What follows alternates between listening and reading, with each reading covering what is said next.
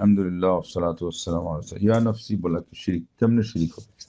এই তো গোলমাল পাকাই দেওয়ার কারণে এটা। ইয়া নফসি তো কিয়ামতের দিন সবাই বলবে ইয়া নফসি। এটা কিয়ামতের দিন যারা আল্লাহর সামনে গিয়ে বলতেছে আল্লাহ আমারে রক্ষা করো, এই অর্থে ইয়া নফসি, এটা কি শিরিক হবে? কেমনে ওটা হবে? অথবা দুনিয়াতেই কিভাবে ইয়া নফসি বলি? ইয়া নফসি অর্থ হলো মানে সে খালি নিজের চিন্তা করা, নিজের চিন্তা করা। ওটা করতে করতে একদল ইমাম ইবনে রজব রাহিমাহুল্লাহর কথা বলতেছে। উনি বলছেন যে ইয়া রহমান আল আফু, বলতেছে উনি আল্লাহ আফুকে নাকি ডাকছেন। তখন ওই আমি ফেসবুকে একটা কমেন্ট করছি যে আরবিতে এতটুকু ন্যূনতম জ্ঞান না থাকলে ইবনে রজব, আল্লাহু আকবার, ইবনে তাইমিয়া রাহিমাহুল্লাহ যে শাজারা মুবারাকা, বরকতপূর্ণ বৃক্ষ, তার যে কয়েকটা ডাল, এর মধ্যে এক অভিনব ডাল হলেন ইমাম ইবনে রজব। আল্লাহু আকবার। সারা বিশ্বে এখন বুখারীর ব্যাখ্যা যেটা পরিচিত ফাথুল বারী, ওনারও একটা ফাথুল বারী আছে, এটা ওনারটা আগের। এবং ইমাম ইবনে হাজার রাহিমাহুল্লাহ অক্ষরে অক্ষরে বিভিন্ন জায়গায় এটাকে নিয়েছেন, ওখান থেকে নোট নিয়েছেন।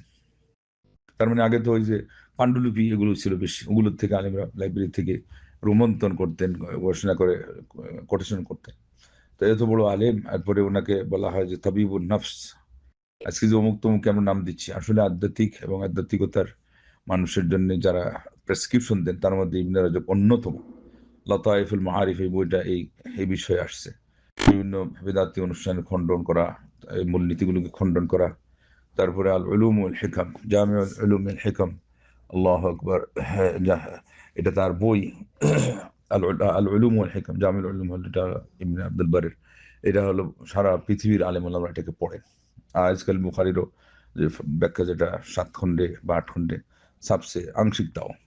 এত বড় আলিম, উনি বলে ইয়া রহমান বলে ডাকছেন আল্লাহকে, আবার আল আফু দিয়ে কি ওটা বুঝে না। ইয়া রহমান আল আফু এর অর্থ হলো হে রহমান আল আফু, মানে আপনার কাছে আমি ক্ষমা, আমি ক্ষমা চাচ্ছি। আরবিতে এরকম শব্দ থাকে, তার আগে কিছু উজ্জ থাকে। এটা নিয়ম, এটা একটা স্বাভাবিক নিয়ম। সামান্যতম জ্ঞান যাদের আছে তারা জানে। এখানে একই অবস্থায় ঘটছে যে ইয়া নফসিরে বলতেছে। এর প্রশ্ন তুলেও আরবি সম্পর্কে জানেই না, আর আরবি ভাষা শৈলী, আরবি বাগ ধারা, আর এসে এখানে মানে শুরু করছে দিনের বিষয়ে কথা বলা। এগুলো হলো সমস্যা, এই যুগের একটা ফিতনা।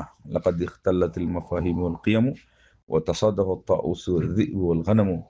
কবি বলেছিলেন যে আজকে মূলনীতি নিক্তি এগুলো সব বিঘ্নিত হয়ে গেছে। আর ময়ূর পাখি এবং খেকশিয়াল এবং ছাগল এসে এক লাইনে দাঁড়িয়ে গেছে। সব যে এক লাইনে দাঁড়ায়, অ্যাক্সিডেন্ট হবে, একটা আরেকটাকে খেয়ে শেষ করবে।